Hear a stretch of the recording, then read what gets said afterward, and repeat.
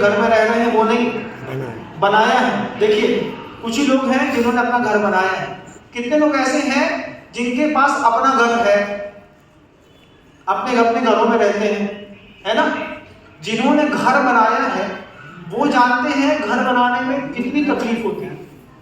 जब अपने ही घर बनाने में इस तरीके का समीकरण बिगड़ जाता है, जिनेंद्र भगवान का मंदिर वो भी 3500 साल का इतिहास लिखना है, अगर आप सारी माँ बहनों का समर्थन नहीं मिलेगा, आप सारे वृद्ध पुरुषों का, आप सबका आशीर्वाद, आपका सहयोग, समर्थन और सद्भावनाएं नहीं मिलेगी तो मुझे कुछ पड़ी नहीं है।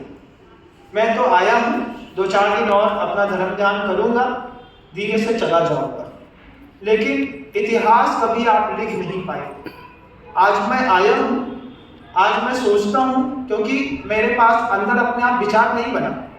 बहुत सारी कमेटी के लोग गुरुदेव के पास गए होंगे, कौन कौन गया था बताइए, हाथ उठाइए, है ना।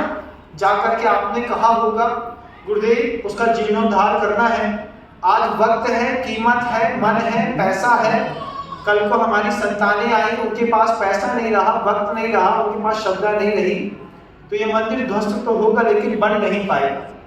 जैसा आज बीना वाला का मंदिर बन गया, आज कुंडलपुर के बड़े बाबा का मंदिर बन गया, 8 महीने की मेहनत करने के बाद सर्वतोभद्र जिनालय इंदौर की पूरी भूमिकाएं तैयार हो गई, 10 साल में वो मंदिर बनकर के तैयार हो जाएगा।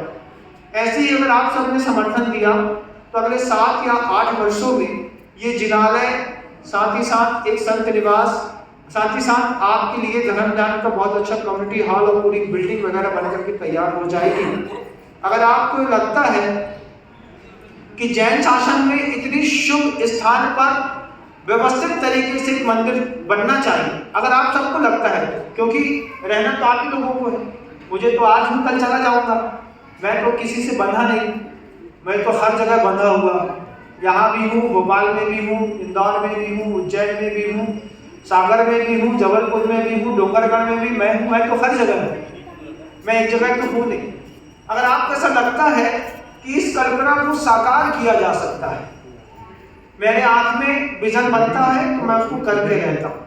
मैंने हमेशा लोगों से कहा है, आप धन न दे पाए तो सहयोग जरूर दीजिएगा, समर्थन दीजिएगा, भावनाएं दीजिएगा। महाराज हमारे पास संपत्ति तो नहीं है लेकिन भावना है कि आपका काम बहुत जल्दी पूरा हो। तो निश्चित मैं ऐसा मानता हूँ कि अगर आप सबने समर्थन दिया तो अगले 8 सालों में इस पूरी धरती का, इस जगह का नक्शा बदल करके हम ऐसा मंदिर बना करके दिखाएंगे, आप सबको अत्यंत खुशी होगी। और अगर आप चाहते हैं कि मंदिर नहीं बनना चाहिए तो भी कोई बुराई की बात नहीं, तो भी उसमें चूंकि नया अभी काम छेड़ना है, शुरू करना है, शुरुआत में थोड़ा चिड़चिड़ होती है, लेकिन जब पसीना बहता है, जब लोगों के घर के अंदर का रखा हुआ पैसा धीरे धीरे मंदिर में लगता है तो परिवार सुधरते हैं, भावनाएं सुधरती हैं। एक एक भगवान को देख करके परिवार के लोगों में पाप करने की ताकत कम होती है, पुण्य की शक्तियां बढ़ती हैं, बच्चे लाइन अप होते हैं। एक मंदिर बनाने पर सिर्फ मंदिर ही नहीं बनता, मंदिर के साथ एक विद्यालय भी बनता है, मंदिर एक विद्यालय भी है, मंदिर एक औषधालय भी है, मंदिर एक जिनालय भी है। आपको अगर ऐसा लगता है, आप सभी स्वस्थ चिंतन करिएगा। अभी मैंने कार्यकर्ताओं को कुछ और संकेत दिए हैं, जैसे ही वे ऐसी पूर्ति कर देंगे कि हाँ महाराज जी आप जैसा बोलेंगे वैसा हो रहा है, और आप सब अगर हाथ उठा करके इस बात का समर्थन करेंगे तो मैं ऐसा मानूंगा कि वास्तव में यहाँ पर एक मंदिर बनना चाहिए। और अगर आप सबकी ऐसी भावना है कि जैसा है वैसे ही रहना चाहिए, कुछ लोग कहते हैं महाराज जी शिखर इतना अच्छा बना है, मंदिर बना है, तोड़ने की क्या जरूरत है। मैं एक ही बात कहता हूँ, हमने अपने दादाजी के हाथ का बनाया हुआ मकान तोड़ा कि नहीं तोड़ा? तोड़ा ना? क्या सोच के तोड़ा? हम ये मंदिर ही पूरे विश्व को रिप्रेजेंट करने वाला मंदिर है। दुनिया भर का आदमी यहाँ पर आएगा, इस मंदिर को देखेगा, इसकी अनुमोदना करेगा, शांति प्राप्त करेगा। जितना कुंडलपुर के बड़े बाबा में जाकर के हम वहाँ पे काम करते हैं, दुनिया से आदमी यहाँ के लिए भी आएगा। एक भोजनशाला 24 घंटे फ्री ऑफ कॉस्ट चलती रहेगी, सुबह से लेकर शाम तक की, जिसमें आने वाले अतिथियों को शुद्ध भोजन मिलेगा, साधु परमेष्ठी को रुकने के लिए एक संत निवास मिलेगा, अच्छा जिनालय मिलेगा। 80 बाई 80 फीट का एरिया इतना बड़ा होगा, आपको कहीं कोई पांडाल लगाने की जरूरत नहीं होगी। उसी मंदिर जी के अंदर आप बैठ करके आराम से धर्म ध्यान कर पाएंगे, ठंडक का आनंद ले पाएंगे, विशुद्ध स्थान बढ़ा पाएंगे। आपकी स्थापित प्रतिमाओं के माध्यम से किसी साधु को केवल ज्ञान की प्राप्ति हो जाएगी, किसी को संत दर्शन की प्राप्ति हो जाएगी, आपका पैसा किसी के वैराग्य में निमित्त बनेगा। ऐसी अनेक शुभ भावनाएं। आपको ऐसा लगता है कि वास्तव में इसका समय है, आपको करना चाहिए, तो आप सबके समर्थन के बिना इसमें कोई छेड़छाड़ नहीं होगी, ये बात बिल्कुल तय है। मैं अपनी मर्जी से तो यहाँ पर आया नहीं। गुरुजी ने मुझसे बोला कि विनम्र सागर वहाँ जाकर के देखो क्या माहौल है, क्या चाहते हैं जनता के लोग, और चाहते हैं तो अच्छा बनना चाहिए। मैंने एक ही बात कही थी कि देव शास्त्र गुरु की गरिमा और महिमा के साथ इस मंदिर का जीर्णोद्धार होगा और बहुत सुंदर और भव्य मंदिर बनेगा। समाज का सहयोग अपेक्षित रहेगा। कुछ ट्रस्ट की कुछ बातें थी मैंने बीच में रखी है, वो अपना शट आउट करेंगे, जैसा करेंगे तो हो जाएगा। लेकिन आप सबकी भी अपनी एक भावना होनी चाहिए। अपने जीवन काल में आपने कभी कोई जिम नहीं रखा होगा, इस बार आपको मौका मिलेगा, आप एक जिम रख सकते हैं, खड्गासन, पद्मासन, अपने भगवान, अपनी वेदी, इतना बड़ा मंदिर। आज कुंडलपुर के बड़े बाबा जाइएगा, कुंडलपुर के बड़े बाबा में जिन महानुभावों ने चारों तरफ प्रतिमाएं रखी हैं, उनका मैं नाम तक नहीं जानता। जब मैं पहली बार ऊपर चढ़ा मंदिर बनने के बाद, तो मैंने गुरुजी से पूछा कि प्रतिमाएं आपने कब किसको दे दी? तो गुरुजी एक ही बात बोले कि जो पुण्यात्मा थे वो मेरे कमरे के अंदर आकर के खुद ही प्रतिमा लेकर के चले गए। आज इतिहास ऐसा लिख दिया है कि कुंडलपुर के बड़े बाबा के अगल बगल के मंदिरों में जो प्रतिमाएं, जो मंदिर बन करके तैयार हो गया, जैन शासन की शान, अगले 4000 साल तक उसमें कोई बाल बांका नहीं कर सकता।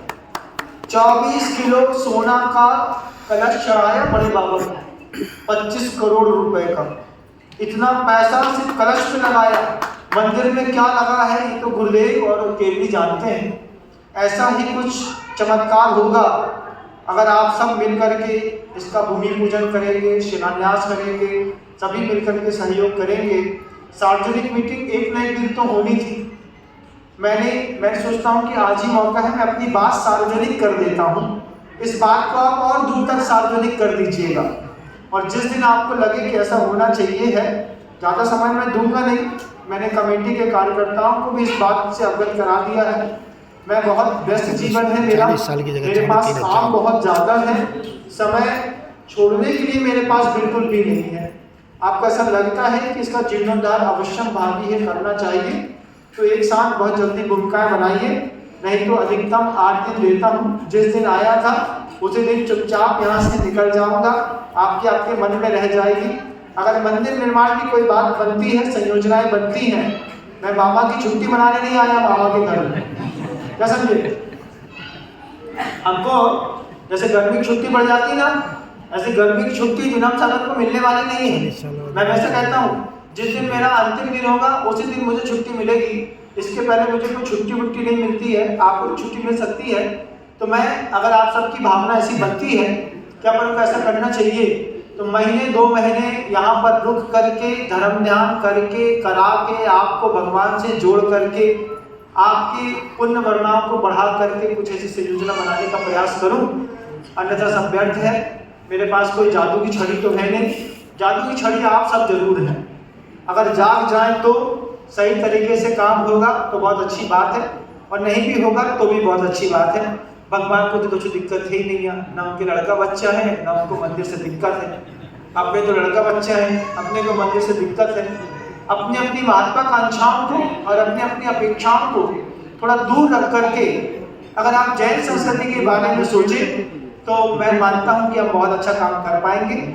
शायद अध्यक्ष महोदय इस बात को बहुत अच्छे तरीके से नहीं रख पाते, मैंने रख दी है। ये अध्यक्ष महोदय भी समय आने पर अपनी इस बात को रखेंगे, मैं ऐसा मानता हूँ। लेकिन आप सबके बीच में विधिवत अगर बात चली गई, आपको अगर 2 मंजिल के जिनालय की साथ में बहुत अच्छा शिखर, 3 शिखर और 3 बहुत अच्छे कलश, और एक समय के बाद यहाँ पर एक बहुत बड़ा भव्य पंचानन गुरुदेव श्री समय सरवर जी महाराज जी की उपस्थिति। अगर आप सब चाहते हैं, आप सब अपना मानस बनाइएगा। मैं आप सबसे पूछना चाहता हूँ, इतनी शुभ कल्पना में ऐसा कौन सा मानस होगा जो ये सोचे कि ये मंदिर नहीं बनना चाहिए? क्या वास्तव में नहीं बनना चाहिए मंदिर? एक बार हाथ उठा के बताइए कितने लोग चाहते हैं ऐसा मंदिर को बनना चाहिए? मैं सब देखना चाहता हूँ। बनना चाहिए। अगर आप सबकी एक साथ सहयोग की भावना होगी तो निश्चित रूप से आप सबकी भावनाओं में अपन सब मिलकर के मेहनत करेंगे। जैन शासन का रथ ना अकेला श्रावक खींच पाया ना अकेला साधु। उस रथ में एक तरफ श्रावक ने अपना कंधा लगाया, एक तरफ साधु ने अपना कंधा लगाया। दोनों ने मिलकर जैन शासन को जीवंत किया है। जिनको कुछ नहीं करना है उनको तो ना पहले कुछ करना था ना बाद में कुछ करना है, लेकिन जिनको कुछ करना है वो भी अगर अपनी कमर कस लें तो कोई बड़ी बात नहीं है। अगले 7 सालों में यहाँ पर बब्ब जिलाने बनकर के गगनचुंबी तैयार होगा। आज हम 40 साल दुनिया में आपका कोई भी रिश्तेदार आता होगा, आप कहाँ घुमाने में जाते हैं उसको बताइए। कहाँ? महाकाल का मंदिर घुमाने में जाते हैं ना, चलो रामघाट दिखाते हैं, चलो महाकाल का मंदिर दिखाते हैं। आपको अपने भी दर्शन की गरिमा होगी जब 1100 घर की समाज में दूर में रहने वाला व्यक्ति भी ये बात कहेगा, चलो तुम्हें फ्रीगंज का मंदिर दिखाते हैं, भगवान देखोगे तो गदगद हो जाओगे। आप अपने संतानों को, परिवारों को, रिश्तेदारों को महाकाल का मंदिर दिखाने ले गए। क्यों दिखाने ले गए? क्योंकि वो प्रसिद्ध है, जनता वहां पर आती है, वहां का वैभव देखते बनता है। रोज 50,000 आदमी महाकाल के मंदिर के लिए उतरता है। कल को आपकी समाज के अंदर का आने वाला हर एक आदमी जिसको आपको गौरव होगा इस बात को दिखाने के लिए, चलो भाई साहब अपन आपको फ्रीगंज का मंदिर दिखा के लाते हैं, क्या भव्य मंदिर बना है। जब आप ऐसा बोलेंगे, जब यहाँ पर आएंगे और दिगंबर मुद्रा को देख करके, भगवान की खड्गासन पद्मासन प्रतिमाओं को देख करके जो विशुद्ध स्थान लोगों का बढ़ेगा, उससे तो संसार का उच्छेद हो जाएगा। लेकिन और कहीं जाने पर आपका संसार खत्म नहीं हो पाएगा। संसार खत्म नहीं होगा तो राग द्वेष सुख दुख लाभ हानि जन्म मृत्यु ये सब बने रहेंगे। इससे भी मुक्ति चाहिए है तो भी ये मंदिर बहुत आवश्यक है। हमारे पूर्वजों ने हमें इस मुकाम तक लाकर के खड़ा किया है। अब हम आने वाली जनरेशन को उस मुकाम तक लाकर के खड़ा करेंगे कि हमारे आने वाली जनरेशन को किसी भी प्रकार की जिनाने संबंधी कोई दिक्कत नहीं हो।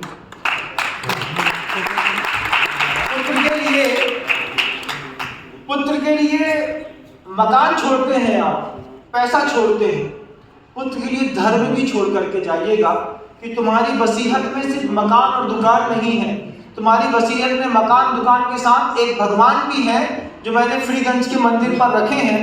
तो जब आप वसीयत में एक मंदिर भी, एक भगवान भी छोड़ करके जाएंगे तो आपके जाने के बाद आपका पुत्र भी उस विरासत को संभालेगा। बहुत सारे लोग धर्म ध्यान करेंगे, एक साथ बहुत शुभ माहौल बनेगा, ऐसी मैं सोचता हूँ। मैं तो हमेशा अच्छा ही सोचता हूँ। कोई नेगेटिव सोचता है तो वो उसकी गलती है। आपको अच्छा गुरु नहीं मिला, आप कुछ भी सोच सकते हैं, लेकिन मैं जगत गुरु के साथ रहा हूँ, मैं क्यों नकारात्मक सोचूं कि नहीं बनेगा। मैंने सोचा है बनेगा तो बनेगा। अध्यक्ष, मंत्री, कोषाध्यक्ष, ट्रस्ट कमेटी साथ देगी तो निश्चित बहुत जल्दी इसमें काम शुरू होगा। जिसको विरोध दर्ज करना है अभी से शुरू कर दो। इसलिए बोलता हूं कि विरोधियों की ताकत देखने पर मुझे समझ में तो आए कि परेशानियां कितनी झेलनी पड़ेगी और किसको झेलना पड़ेगा। एक बार अगर मैंने भागीरथी संकल्प कर लिया कि मुझे मंदिर बनाना है तो काल भी नहीं रोक पाएगा मुझको, ये बात भी बिल्कुल तय है। मैंने सोचा है बनाना है तो बनाना है। अभी तो मैं आपसे पूछ रहा हूँ, मैं अभी आपको बता रहा हूँ, फिर बाद में ना मैं आपसे पूछूंगा ना मैं आपको बताऊंगा। फिर लोग बोलेंगे विनम्र सागर किसी को जो समझ में आए वो करते चले जा रहे हैं। विनम्र सागर में विनम्रता नहीं है।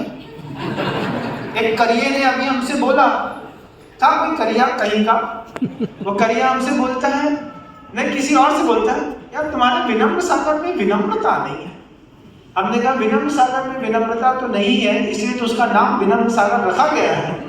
अगर विनम्रता होती तो मेरा नाम कुछ और होता। मेरे पास यही एक गुण की कमी थी कि मेरे पास विनम्रता नहीं है। गुरुदेव ने देखा कि इसका नाम रख दो, कम से कम अपने नाम की इज्जत रखेगा तो विनम्र बन जाएगा। इस कमी का ये कहना बिल्कुल सही है कि मेरे अंदर विनम्रता नहीं है, लेकिन मैं बड़ी सभ्यता के साथ किसी भी बात को रखता हूँ। शालीनता मेरे शब्दों में हमेशा रहती है। बाय मिस्टेक्स भी मेरे वर्ड गलत नहीं होते। मैंने आप सबको एक बहुत अच्छा विजन दिया है, आप उस विजन में अपना विजन मिलाइए, रात में एक सामायिक करिएगा, स्वस्थ चिंतन करिएगा, यूट्यूब पर बीना बाला का मंदिर देखिएगा आप सभी लोग। कल सुबह या कल शाम को मैं इस संवाद के ऊपर आपसे फिर पूछूंगा कि आपने बीना बाला का मंदिर देखा, आपने कैसी कल्पना करी, और अगर आप सबका समर्थन होगा तो निश्चित बहुत जल्दी भगवान का विस्थापन हम यहाँ से कहीं और करने जा रहे हैं। कहाँ करने जा रहे हैं अभी बताऊंगा नहीं, मैंने सोच लिया है, सब विचार में कर लिया है। कोई गोदा जी के मंदिर में नहीं जा रहे हैं, आपको भ्रम में नहीं रहना। तुम्हारे भगवान को झेलने की ताकत सब में नहीं है, जिसमें है बस उसी में है। भगवान उठेंगे यहाँ से और जाएंगे और नए मंदिर के लिए फिर वो इंतजार करेंगे अगले 7-8 सालों तक। आप सब अपना मानस बना लीजिए, मैंने तो अपना मानस बना दिया है। मंदिर तो बनेगा भैया और बन के रहेगा, चाहे अब तुम ताली बजाओ तो ठीक, नहीं बजाओ तो ठीक, हाथ उठाओ तो ठीक और नहीं उठाओ तो ठीक। ऐसा क्यों महाराज? क्योंकि हमारी आदत क्या है? इनने कहा 1100 घर, हमने कहा 550 में कोई काम के नहीं। अब जितने 100 में होने 550 में होने, 550 में से और आधे कर दो तो 250 तो हाथ में खड़े मिलेंगे और 250 को जगाना पड़ेगा। कुल 500 लोगों में ये मंदिर बन करके तैयार हो जाएगा। तो 550 में जो कोई काम की नहीं है, अगर उसमें आपको अपना नाम दर्ज कराना है तो मुझे कोई आपत्ति नहीं है। तुम हमको क्या काटोगे? हमने तुमको पहले ही 550 को काट दिया है कि 550 शहर के कोई काम के नहीं है, उनको सिर्फ ताली बजाना है, गुटखा खाना है और चर्चा करनी है बाजार में। उनको कोई काम नहीं करना है। जिसको मेहनत करनी है, अपने परिवार की संपत्ति का प्रयोग करना है, पुरुषार्थ से मेहनत करते हैं, पैसा कमाते हैं, करोड़ रुपए दान देंगे, भगवान रखेंगे। आज हमारे पास सुबह एक सज्जन आए थे, मैं उनका नाम नहीं जानता, उन्होंने कहा भगवान पार्श्वनाथ की जो क्षमा राशि आप बोलेंगे हमारे परिवार की संपत्ति। हमने कहा सोच लो, मेरा मुंह बहुत बड़ा है। बोले महाराज जी ब्लैंक चेक रखने की ताकत रखता हूँ, आप अपने हिसाब से रकम भर लीजिएगा। ऐसा शुरुआत तो मेरे आंखों पे हो ही गई है और लोग मेरे पास आ ही रहे हैं संयोजना बनाने के लिए। तो अच्छा है कि रावण की कौम में शामिल ना हो करके राम की सेना में शामिल हो जाओ, फायदे में रहोगे। समय पर एक एक प्रतिमाओं का देने का मैं सौभाग्य प्राप्त कराऊंगा आप लोगों को। और कोई भी कमिटमेंट होगा आपको अगले 8 सालों में धीरे धीरे पैसा देना। कैसा देना है? हमने आपसे कहा 51 लाख रुपए, अरे महाराज जान निकल जाएगी हमारी, नहीं निकलेगी, हम बता रहे हैं। अगले 8 सालों में इंस्टॉलमेंट बांधना, 9-9 लाख रुपए अगर दोगे तो आराम से 7 लाख 6 लाख रुपए साल का कमा के बजट तुम्हारे ऊपर उतना ही धरेंगे जितना तुम सह पाओगे। असहनीय वजन कभी अति भारारोपण मैंने न कभी धन का किया है ना मन का किया। बस जिसकी पुण्य तेज होगा या तो वो खुद मेरे पास आकर के बोलेगा महाराज एक मुझे सुब्रत नाथ भगवान हमको दे दीजिए, एक चंदा प्रभु हमको दे दीजिए, शांतिनाथ हमको दे दीजिए। हम तो किसी को पहचानते नहीं है। जो हमको हमारे मंदिर का धन देगा उसको हम कमेटी में, निर्माण समिति में रखेंगे, उन्हीं की देखरेख में उनके पैसे का उपयोग होगा, वही मंदिर बनाएंगे और जैन शासन को जीवंत करने के लिए एक ऐतिहासिक दस्तावेज उज्जैन नगरी में नियम से तैयार होगा। जब एक सशक्त साधु की भावना बन जाती है फिर उसको कोई रोक नहीं सकता बनने।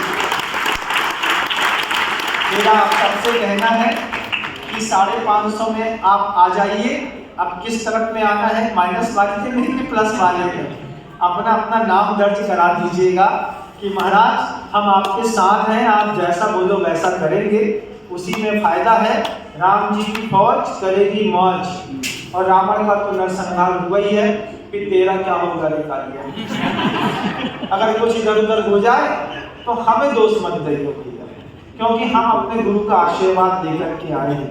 शुरुआत तब करूंगा जब ट्रस्ट कमेटी को हमने एक किसी विकल्प को कहा है।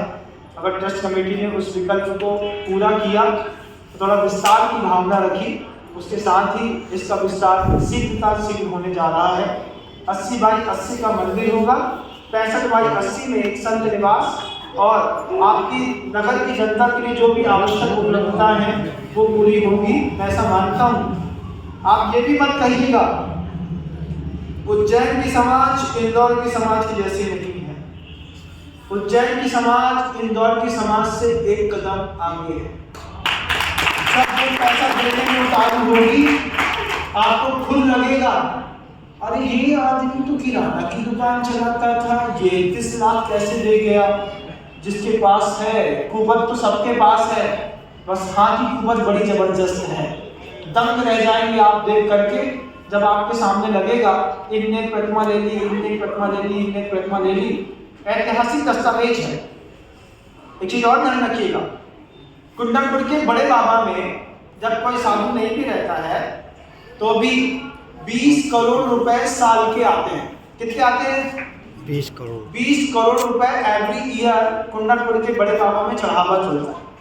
जिस दिन ये मंदिर बन गया और गुरुदेव श्री समय सागर जी महाराज जी ने प्रतिष्ठा कर ली, इस मंदिर की खाता बही भी 1.5 करोड़ रुपए 2 करोड़ रुपए साल से ऊपर पहुंच जाएंगे। जनता बाहर से आएगी, सोने के छत्र चढ़ाएगी, चांदी के छत्र चढ़ाएगी, दानशालाओं में दान देगी, गुल्लक में दान डाल के जाएगी। उसके उपयोग समाज के उत्थान और विकास में किया जाएगा।